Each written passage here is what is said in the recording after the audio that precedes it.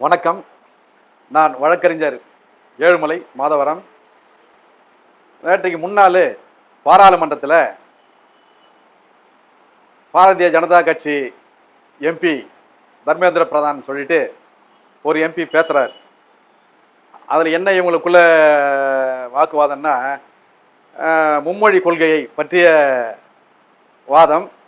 அந்த வாதத்தில் இவங்க பணம் கொடுக்கணும்னு கேட்குறாங்க. அவங்க பணம் தர முடியாதுன்னு சொல்கிறாங்க.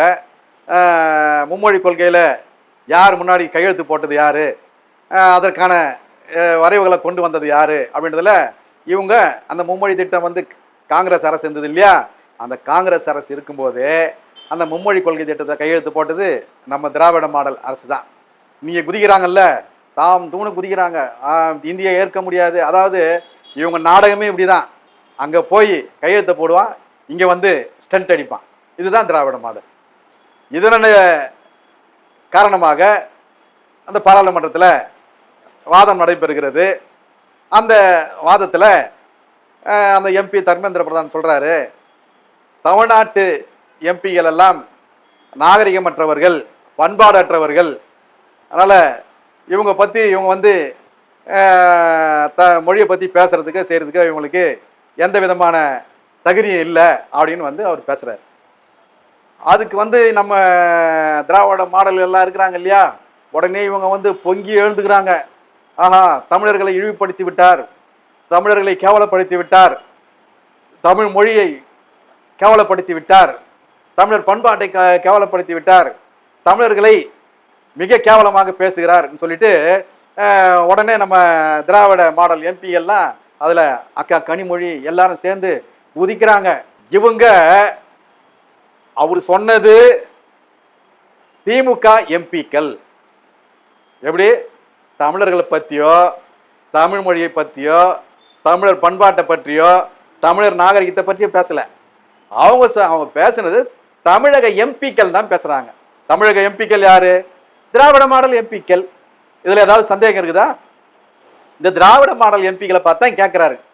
இவங்க இந்த திராவிட மாடலை பற்றி அங்கே பாராளுமன்றத்தில் பெருமையாக பேசியிருந்தா இங்கே என்ன பண்ணுவாங்கன்னா, இந்த திராவிடருங்க பார்த்தீங்களா, திராவிட பெருமை எப்படி பேசப்படுகிறது, திராவிட பெருமை எப்படி டெல்லி வரைக்கும் கோல் வச்சுக்கிறது பாருன்னு சொல்லிட்டு இவங்க ஒரே குதியாக குதிப்பானுங்க. ஆனால் அவங்க பேசினது திமுக எம்பியை பற்றி. அதனால் இவங்க என்ன பண்ணுறாங்கன்னா, உடனே இதை மாற்றி தமிழ்நாட்டையும் தமிழ் மக்களையும் தமிழ் மொழியையும் தமிழர் பண்பாட்டை கலாச்சாரத்தையும் கேவலப்படுத்தி விட்டார்கள் அப்படின்னு நம்ம இப்போ இதில் யோசிக்கணும். நம்ம சொல்லிட்டாங்க, அதனால் நாம் தமிழை பற்றி இப்படி பேசியவர்களை உடனே நாம் அவங்களுக்கு எதிர்ப்பு குரல் கொடுக்கணும் அப்படின்னு இவங்க என்ன நினச்சாங்கன்னா, இதை மாதிரி சொன்னால் உடனே தமிழ்நாட்டிலேருந்து ஒரு பெரிய கூட்டம் நமக்காக எழுந்து நிற்கும், எழுந்து குரல் கொடுப்பாங்க, மிகப்பெரிய செய்தியாக்கி இதை நாம் பாராளுமன்றத்தை நாம் மிக ஒரு நெருக்கடி கொடுப்போம் அப்படின்னு நினச்சாங்க. ஆனால் யாரும் இவங்களுக்கு ஆதரவாக குரல் கொடுக்கல. அதனால் இவங்க என்ன பண்ணிட்டாங்கன்னா, தனக்குத்தானே உதவி அப்படின்னு சொல்லி நமக்கு நாமே திட்டம் அப்படின்னு போட்டு இவங்களே அங்கங்கே பொதுக்கூட்டம் போட்டு அங்கங்கே போராட்டங்கள். அதான் 200 300 கொடுத்தா போதும் இல்லையா, அதுக்குன்னு ஒரு கூட்டம் இருக்குது இல்லை, அந்த கூட்டத்தை திரட்ட முடியும்ல. அதனால தான் நான் அங்கே போகும்போது கூட பார்த்தேன், வழியிலலாம் எல்லாம் ஒரு 40-50 பொம்பளைங்களா கூடி போராட்டம் நடத்துகிறாங்க. ஆனால் அந்த பொம்பளைங்களை பார்த்தா யாருக்கும் தமிழ் மொழியை பற்றியோ, தமிழர் பண்பாட்டை பற்றியோ, தமிழர் கலாச்சாரத்தை பற்றியோ இதை பற்றி சிந்திக்கிற கூட்டமாக இருக்கிற பொண்ணுங்களா அது தெரில. முகத்தை பார்த்து கண்டுபிடிச்சலாம்ல, அதுவும் திராவிட மாடலில் வர பொம்பளைங்களை பார்த்தா கண்டுபிடிச்சலாம்ல.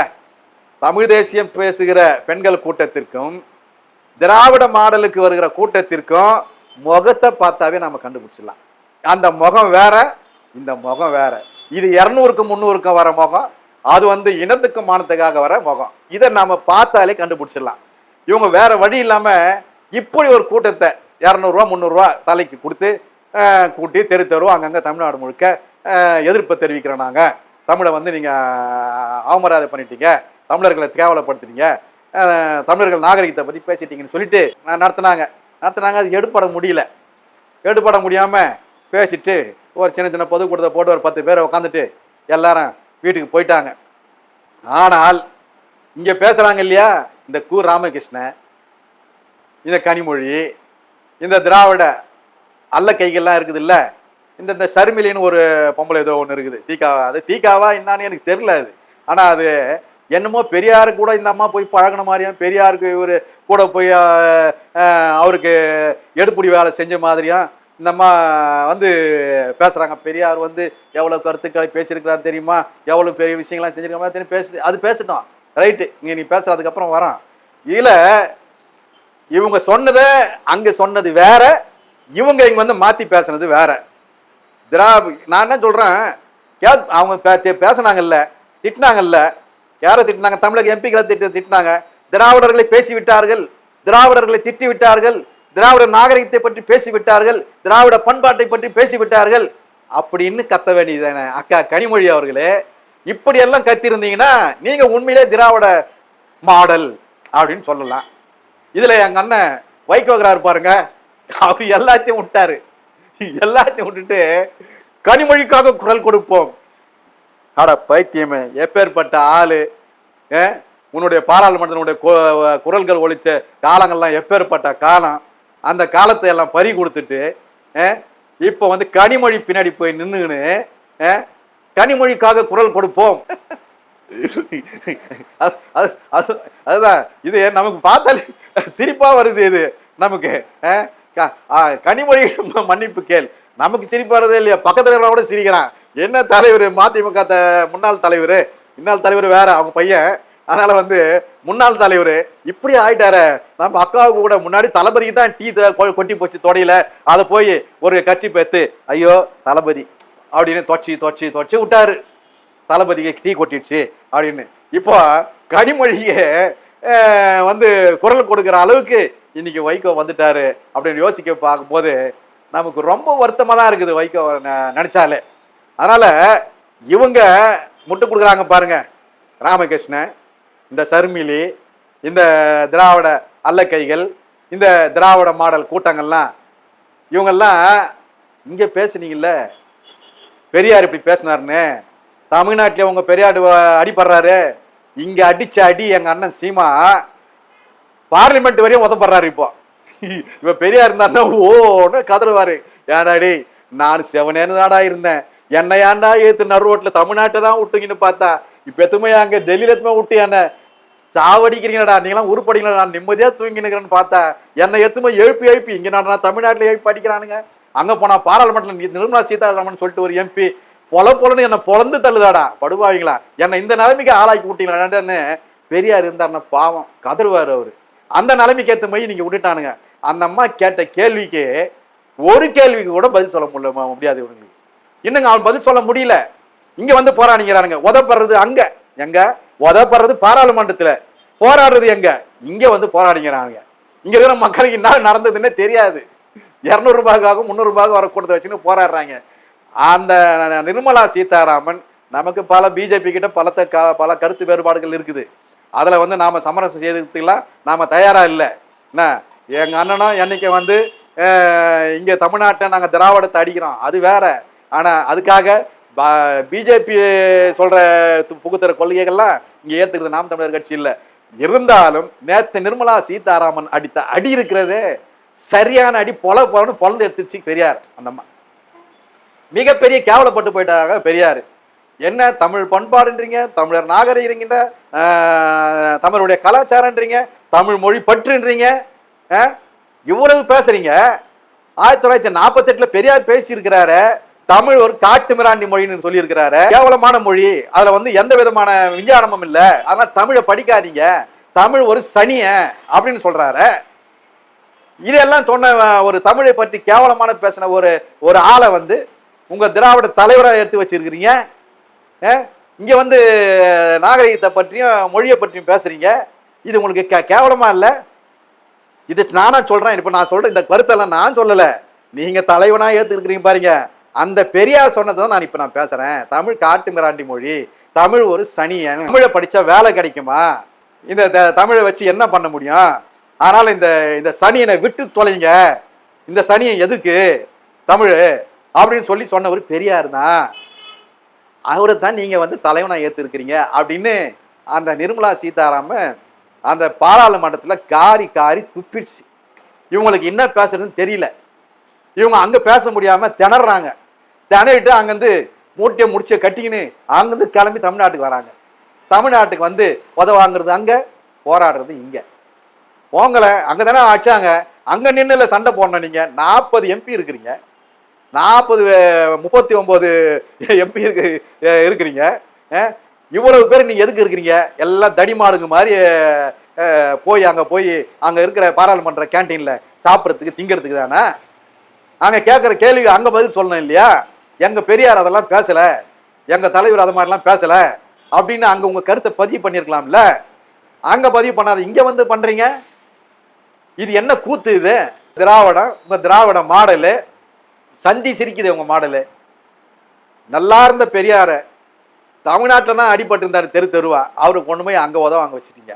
இந்த கு ராமகிருஷ்ணன் இன்னைக்கு பேசுறாரு, பெரியாரின் கால் மயிரை கூட யாரும் தொட முடியாது. ஐயா ராமகிருஷ்ணன் அவர்களே, நீ கால் மயிரை கூட தொட முடியாது, தலையிலே மண்டிலே போட்டு பொந்துட்டாங்க பாராளுமன்றத்தில். அங்க போய் பேசுங்க ஐயா. இங்க வந்து பேசுறீங்க, கால் மயிரை கூட புடுங்க முடியாது. அவர் எப்பேற்பட்ட தலைவர் தெரியுமா? அவரு அல்லாத 95 வயதிலும் அவர் வந்து அந்த மூத்திர சட்டியை தூக்கிக்கின்னு அவரு தெரு தெருவா பேசின்னு இருந்தாரு அப்படின்னு. உங்க பெரியாருக்கு தான் எவ்வளவு மரியாதை இருக்குது, எவ்வளவு மதிப்பு இருக்குதுன்னு நீங்க தானே சொன்னீங்க. அதுதானே இப்போ அந்த அவர் சொந்த ஊர்ல ஈரோட்டில் நடந்த தேர்தலில் ஒரு வேட்பாளரை போட்டீங்க. திராவிடர் கழகத்தின் சார்பாக எல்லாரும் வந்து கு ராமகிருஷ்ணன்லேருந்து திருமுருகன் காந்திலேருந்து எல்லாரும் வந்து அங்கே அந்த வேட்பாளருக்காக வேலை செஞ்சீங்க. உங்க பெரியாருக்கு கிடைச்ச ஓட்டு அந்த மண்ணில், எங்க அண்ணன் சொன்னார் இல்ல, இது பெரியார் மண் இல்லடா, பெரியாரே ஒரு மண்ணுடா அப்படின்னு. அதை தான் அந்த மக்கள் தீர்ப்பாக கொடுத்துட்டான். எவ்வளவு ஓட்டு? 222 ஓட்டு குத்தாண்டா பெரியார் மண்ணுல. அதுதான்டா திராவிடத்தினுடைய பெரியாருக்கு வந்த ஓட்டு. இதுக்கு மேல நீங்க எவ்வளவுதான் அடி வாங்க போறேன்னு நினைக்கிறீங்க? நீங்க பெரியாரை வச்சுக்கிட்டு செத்து போன ஒரு சித்தாந்தத்தை திருப்பி தட்டி தட்டி எழுப்பி மக்கள்கிட்ட எத்தமை நீங்க எப்படி சொருவணும்னு பார்த்தாலும் அது சொருவ முடியாதுங்க ஐயா. யாரு பெரியார்? இன்னைக்கு யாரு பெரியார்? அன்னைக்கு பேசிட்டு போனாரு, அவர் போயிட்டாரு. 73 முடிஞ்சு போச்சு கதை.